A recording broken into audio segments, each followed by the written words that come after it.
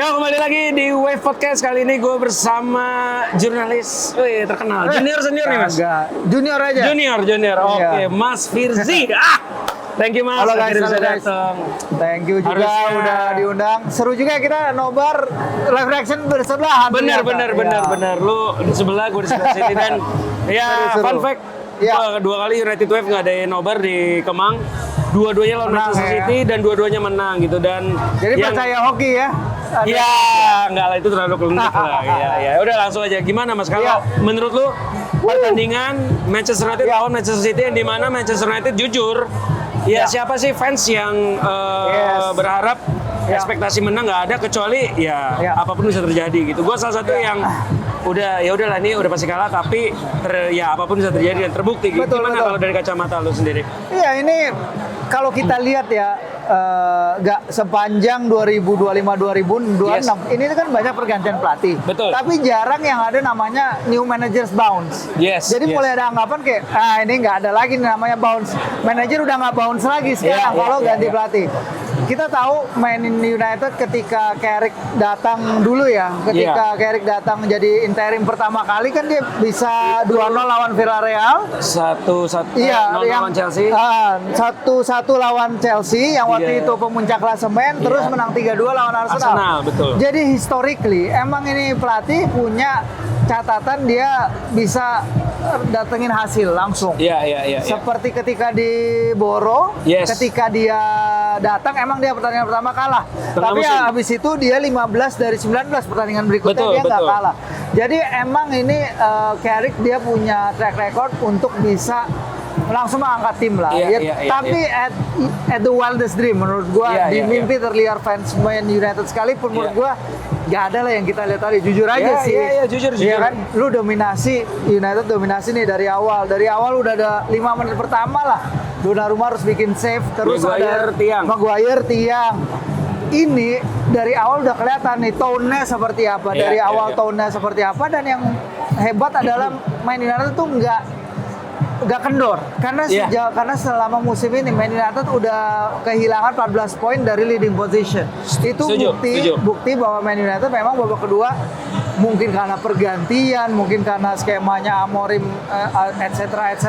Iya, mereka suka nggak bisa pertahankan keunggulan. Iya. Setuju. Tapi dengan mereka, yang bikin gua impress sebenarnya adalah bagaimana bertahan ya. Karena Iya. ini adalah tim yang bobrok banget. Sebenarnya tim ini defensively ini punya catatan bertahan terburuk, joint worst dari tim-tim Man United sepanjang era Premier League. Setuju. Bahkan kan Iya. lucunya secara XG United top 3 lah. Iya. Bisa dibilang top 3, tapi secara kebobolan top 3 Yes, dari bawah. top 3 dari Itu bawah, kan benar. kontras banget sih, kontras Betul. banget gitu. Dan ya setuju kalau kata Iya. tadi lu bilang pertahanan United bobrok banget, setuju karena memang Iya. waktu main 3 back dengan Ruben Amorim, kalau bertahan langsung segaris. Makanya gampang banget kebobolan Gampang banget, dari iya. cutback ke second line, cetak gol Iya. inilah itulah. Tapi tadi memang kelihatan beda banget Yes. sih. Dan ya setuju kalau tadi lu bilang nggak ada manajer bounce back karena Iya.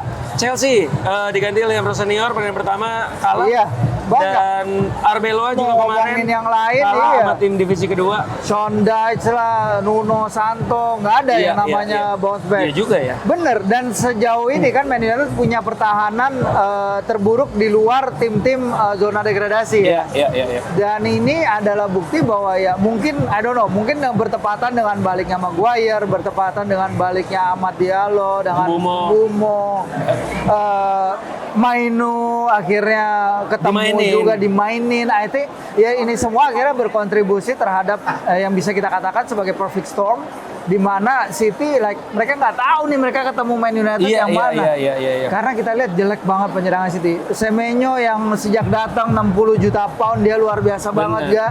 Tapi hari ini dia kelihatan banget mentok, dan Man United nggak concede chances. Itu yang penting sih sebenarnya. Iya. Dan memang ya setuju sih tadi sepanjang pertandingan kita lihat City cuma satu kali lepasin shot on target. Yes.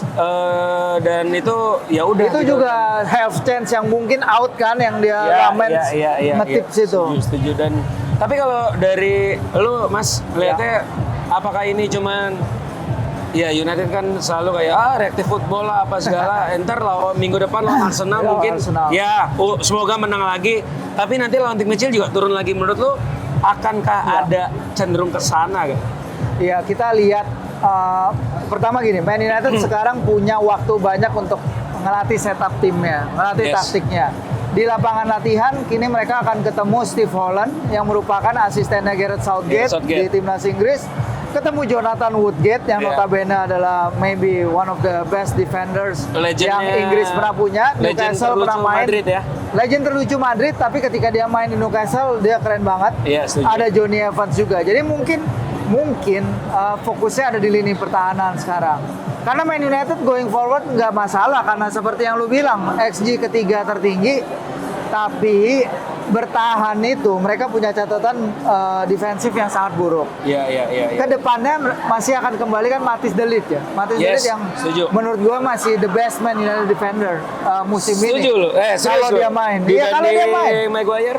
Yes, kalau dia main The Ligt itu bagus banget, gua akuin, Iya, keren banget. iya, emang musim ini Cuman dia abis bagus itu ya. 30 November dia cedera lawan Bournemouth kalau nggak salah. Iya, Abis itu menghilang. Hilang, tanpa kabar. Iya, apalagi dengan The Ligt dengan Licha di sisi kiri, menurut gue ya akan ada jauh lebih banyak experience ketimbang Amorim ketika dia harus memilih Eden Heaven atau Lenny Yoro. Iya. Setuju. So ya kalau lihat dengan track record pemain-pemain yang akan kembali, menurut gua ya masih akan sustain penampilan ini. Iya. Seperti itu. Setuju. Dan tadi kalau gue lihat City sebetulnya dari awal tuh emang udah mau bunuh United sih dengan main 4-1-4-1. Iya. Walaupun back tengah United ya Kusanov sama Ya. Elena something, dan ya. 4 penyerang di depan dimainin semua tuh, ada Semenyo, Foden, Bernardo Silva, terus Doku, Haaland. Dan Doku tuh bener-bener kalau pertandingan pertama Doku tuh dengan gampangnya bisa masuk Yes. kotak penalti United, padahal back MU 3 tadi backnya 2 tapi kayak Ya, sulit bahkan banget sih. dari first minute sebenarnya ada tanda-tanda ya Doku menjadi ancaman utama dengan Dalot kartu kuning ya. Iya, itu harusnya kartu merah sih.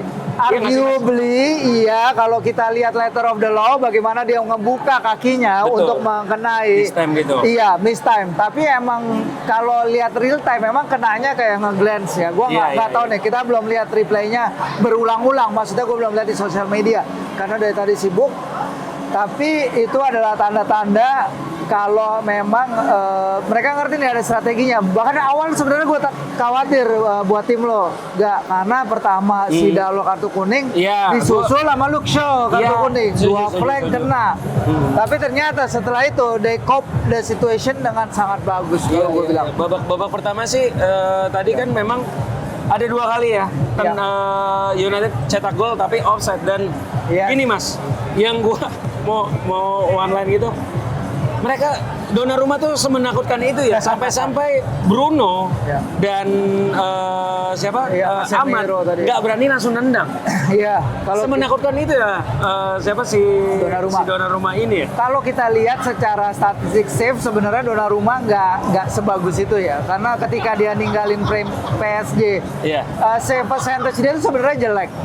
Dan Bola bawah dia jelek jarang kan, ya? seperti ini tuh sebenarnya rada anomali bagi dia. Dia mainnya Iya, lagi iya, bagus hari ini, tapi sering banget dia kebobolan gampang. Cuman balik lagi itu kepercayaan diri depan gawang. Sebenarnya yang City punya itu adalah gol ya di Derby Manchester. Pertemuan pertama musim ini menang 3-0. 3-0. Erling Counter Haaland adalah top skor di Derby Manchester dari semua pemain yang main nih, Iya, 8 setuju, gol. setuju. Habis itu ada Foden 7 gol. Top skornya di Derby dari Man United adalah Bruno. Iya. Bruno cuma 3 gol. Nah, tapi kali ini Man United yang kita takutin kalau tim nggak bisa golin ya, nggak ya. Iya. Mereka akan dihukum sama tim lawan. Tapi Man United melewatkan beberapa kesempatan emas, tapi mereka tetap menang, itu respect Iya, banget. jujur sih tadi babak pertama nggak gol, Iya. yang Betul. ya udah naturalnya gila. Babak kedua 15 menit pertama nggak cetak Yes. gol sih, ini ya beda cerita sih. Kata Betul. aku kan mental down udahlah, hancur lah. Dan cuman ternyata ya gue nggak tahu lah, mungkin Carrick datang dengan new vibes. Dengan new vibes. Ya, they enjoy the game, how they play. Iya. dari waktu pikir sama kayaknya Manchester emang juga, yang oke.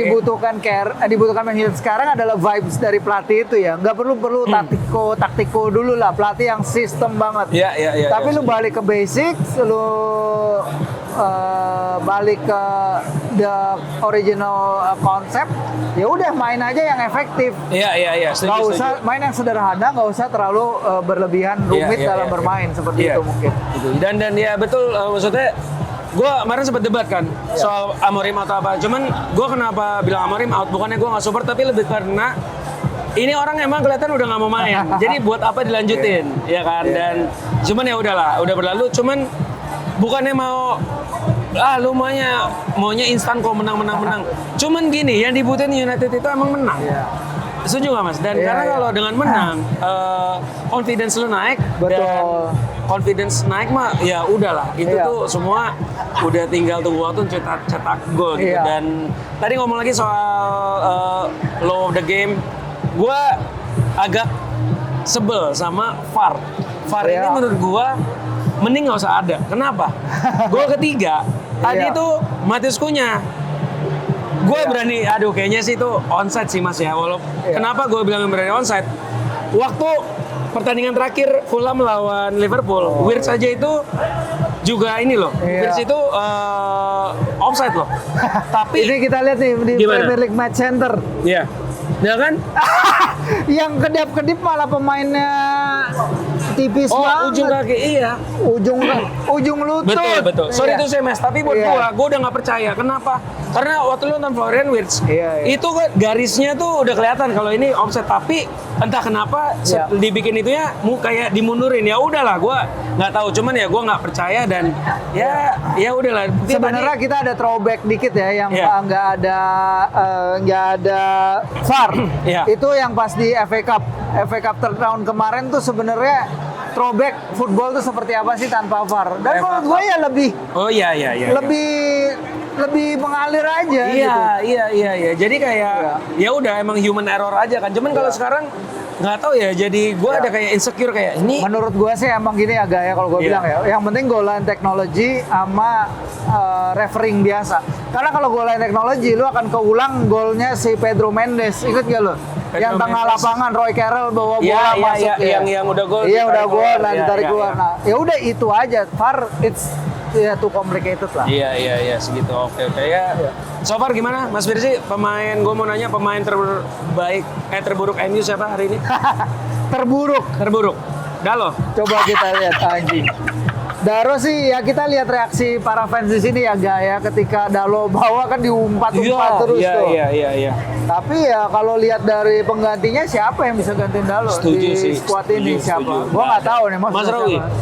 Kalau dia balik ya. Kalau dia ketika balik ya. mungkin gitu. Oke. Bisa ya. Dia at least kan itu membuktikan bahwa dia bukan starter kan. Iya. Seharusnya dia itu pelapis kan. Mhm. Yang penting mah dalam pertandingan kayak gini yang penting pelapis lo fit dulu. Ya emang dia berapa kali chancesnya salah dan dia kalau dia kartu merah jelas dia Kalau pemain dari kartu terburuk. merah, Iya, betul. Iya sih, cuman ya untungnya United menang. Untungnya Ya enggak, udahlah. Jadi ya udah kita syukuri aja dan Syukuri. oke Mas, sebelum kita tutup gue mau nanya nih, kira-kira United akan berhenti posisi berapa nih kalau mainnya kayak tadi? Apa too soon to judge atau gimana? Enggak sih. Mereka dengan pemain yang masih akan balik ya Nazraoui, De Ligt, Deli. menurut gua masih bisa menantang top 4 sih. Top four ya, top four. 4 itu bisa ya kalau kita lihat Aston Villa ada komitmen di tempat lain, Liverpool kita nggak tahu nih masih 50-50 penampilannya gimana. Iya. Dan Liverpool itu perlunya menambah back sebenarnya di bursa Januari, Iya, tapi kayaknya Gini udah mereka cabut. iya mereka kayaknya rada-rada sungkan untuk Iya, deep in iya. the market. Iya, Jadi iya, ya iya.